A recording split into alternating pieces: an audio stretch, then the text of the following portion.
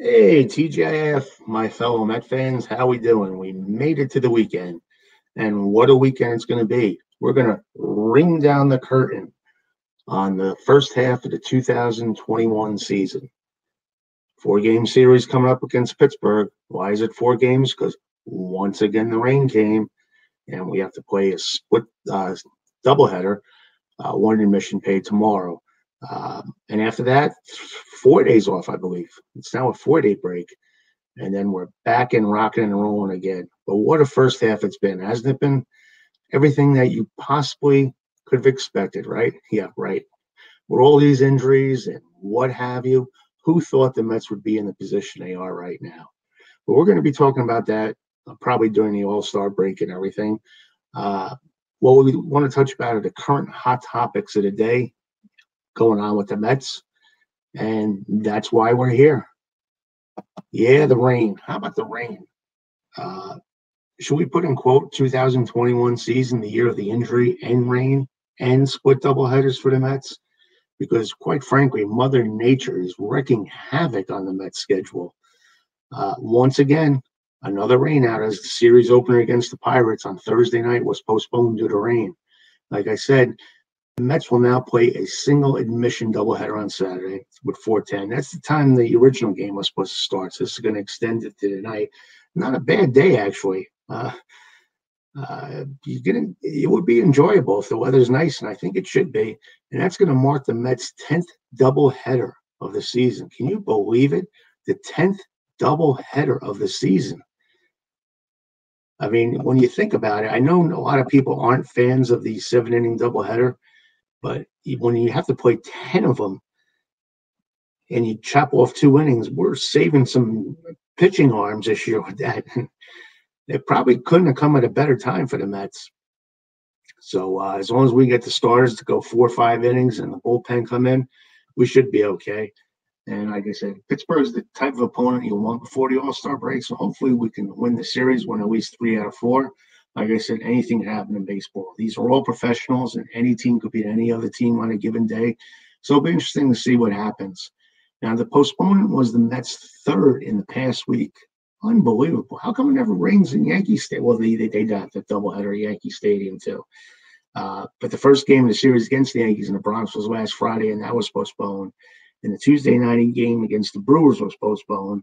And the Mets played doubleheaders on Sunday and Wednesday. And, of course, I am not, as you guys know, I am not a fan of the split doubleheader. It is not a fun thing to go through, especially if you want to go to both games. You have to deal with the madness of leaving the ballpark, coming back in, fighting the crowds coming back in. Not fun. I don't mind 7 inning doubleheaders if it's a one paid admission. You still see two exciting. It's condensed in 7 inning games. I'd still rather see 9 inning games. Don't get me wrong. I think they're going to have to go back. They're trying too many things, and they're just not working in the fans' favor. And the 7 inning doubleheader, I think, will be eliminated, but you don't know. With pitching at a premium, I'm not sure what route Major League Baseball will go regarding this, but we shall see. But like I said, I am not a big fan of the 7 inning doubleheader. But if it has to be, let it be a one paid admission, not a split doubleheader. So getting back to that, the Mets are now 45-38, and we're scheduled to play the Buccos this weekend before the All-Star break. Like I said, that could be what the doctor ordered. I sure hope so. And what the doctor ordered is that injury report on Brandon Nimmo. And after that scare, he's feeling pretty good right now. And we need Nimmo. We saw what an impact he had on the Mets in the beginning of the week. Just having him work the pitchers to deep counts. Just watching him get on base. He's an on-base machine. I mean, almost all the time he works at 2-3 balls if not getting a walk or a hit by pitch. He is amazing. Now, the reason why there's concern about Nimmo is because his left shoulder was sore following a diving catch in Game 1 of Wednesday's doubleheader against Milwaukee. And he was on the bench to begin Game 2, but he entered late as a pinch hitter. Now, while the Mets had Kevin Pillar slated to start in Nimmo's absence yesterday, Rojas said that Nimmo was feeling pretty good and was prepared to play, but I think the Mets are playing on the cautious side and don't want to start him because he's going through treatment.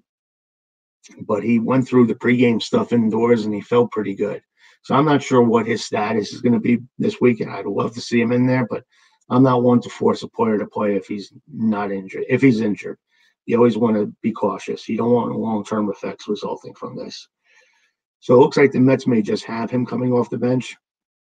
And if he's able to swing, he can play, and the Mets may use him at some time in the game. And if they do, you got to take the positive approach. He is a great guy to come in off the bench and pinch hit, just due to the fact he can drive a reliever crazy. Now, Jacob deGrom, much to do about the rainout and him pitching Wednesday. What's his status? Well, we know he's not going to the All-Star game. That's been proven. And after the start Wednesday, there was all kind of speculation. What are they going to do? Are they going to pitch him on Sunday? Are they going to start him on short rest?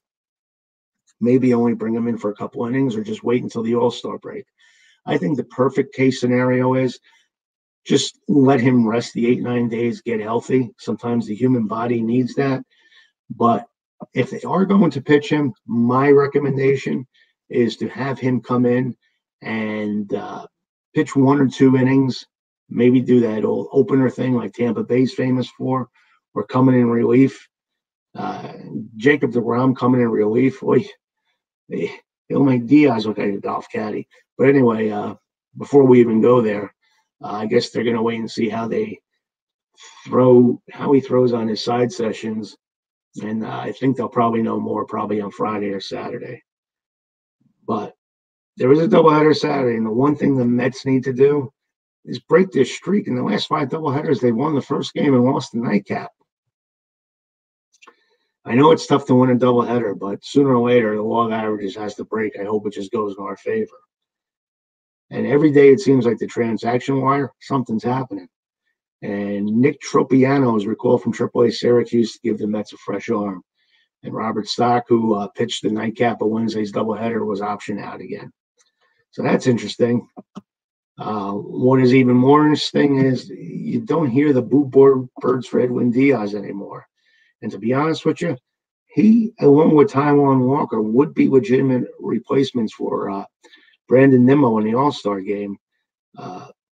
His borderline first half as All-Star, borderline, he's an All-Star basically, All-Star borderline numbers this year. And that's eliminated any concern that might have lingered about the Mets closer. But it just seems like he has the potential to get better and better, if you ask me. His fastball and slider among baseball's nastiest. And he kind of reminds you of Josh Hader for the Brewers with his nastiness.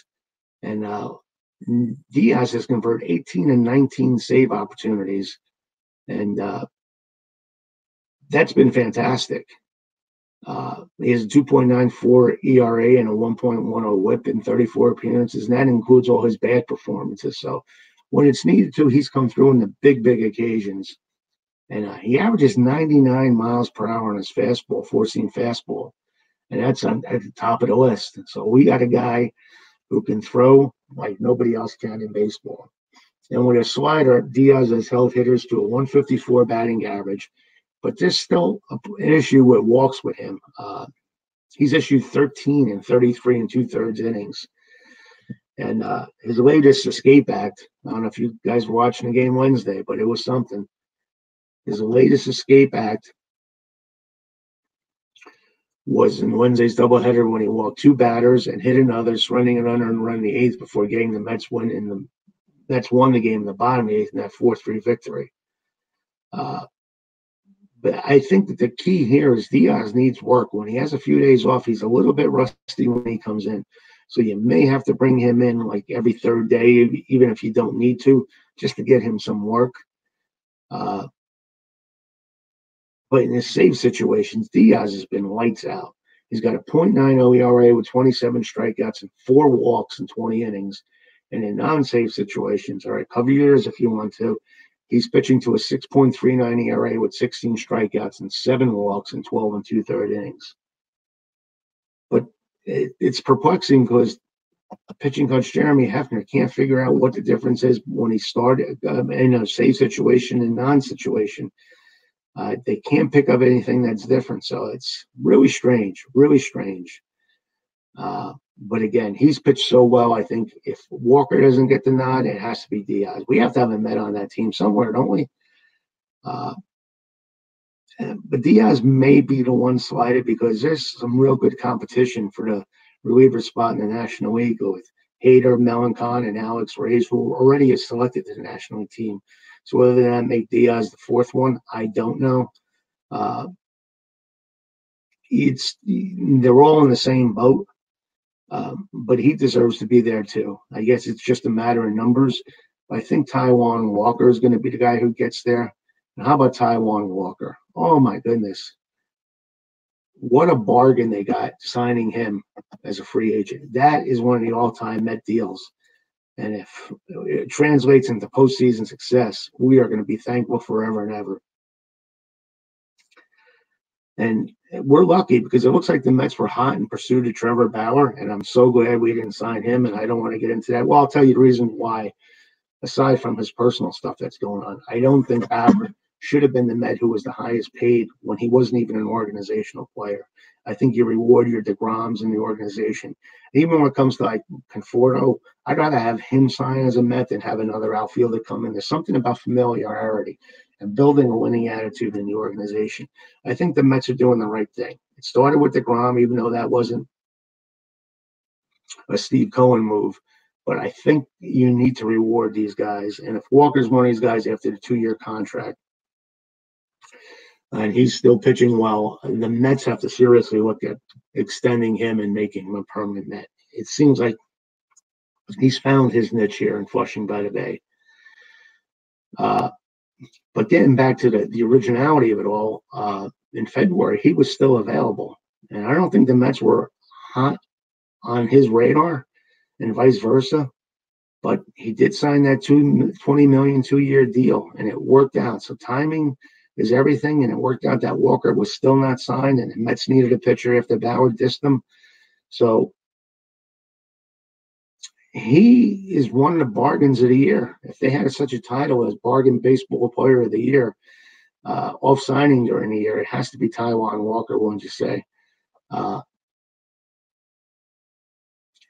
mean, Carlos Rodon signed with the White Sox for $3 million, Robbie Ray $8 million, and then Walker $9 million. Chris Flexen $4.75 for 2 years.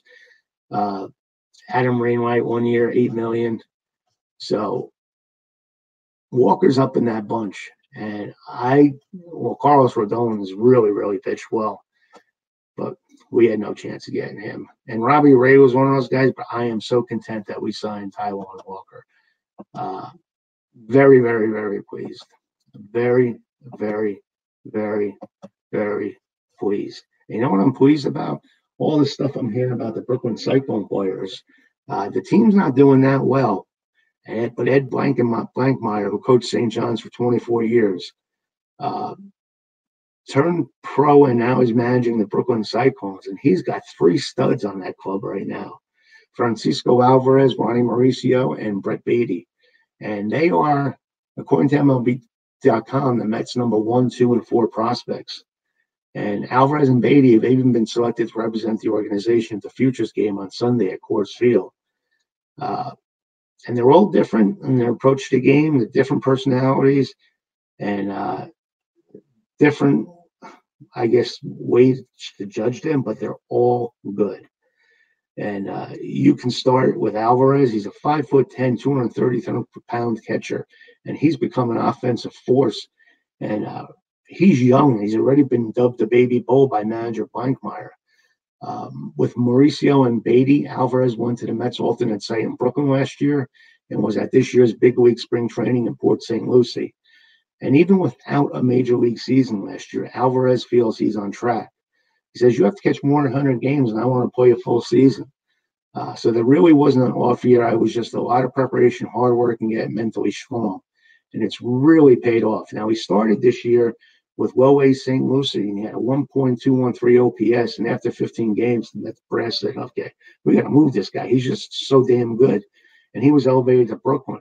Now, he worked especially hard on hitting sliders and fared well against higher-level pitching. And he's blasted 7 homers with a .538 slugging percentage entering last night's play. He has a little bit of flair. He's a little bit emotional, but he's got a keen insight. And the Mets are saying this guy's a leader.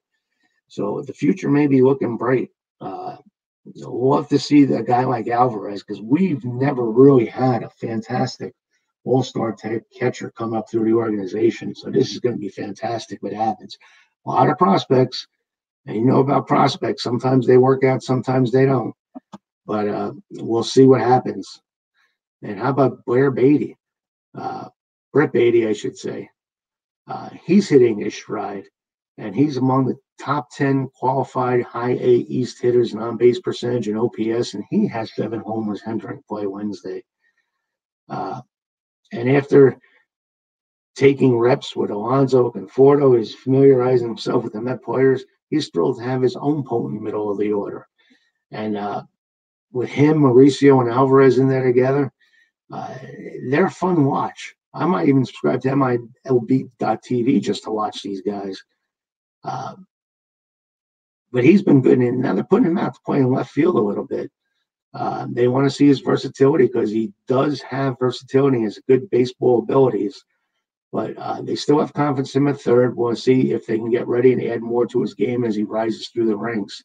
And that's what you do. That's what I want to see in the Met organization is get the best out of these players, train them well in the minor league system, and see what they got. Now, there's no specific timeline on how long or how often Beatty will be in the outfield, but he'll be getting increased reps during the season, and he's already noted for a strong arm. They say he has an elite arm out in left field, and that is also good to see. And how about Ronnie Mauricio? Mauricio, he's the shortstop that they signed at the Dominican Republic in 2017. And the good thing is he's translated raw power into game power by adding some weight. Now, he was listed at 166 pounds when he signed with the Mets, typical of your Dominican player. But when he signed with the Mets, he was 166, and now he's bulked up to 211 in 3 years at age 20. And now he's connected on 8 homers, 6 from the left side entering Wednesday. And you always want a left-handed home run bat. That tops his career total of 7 entering 2021. So he could just be blossoming as a power force. And he's working on his strike zone. And he's focused on that, and he's focused on his body. So it looks like he's a good student. And Blankmeyer says he's a big league shortstop.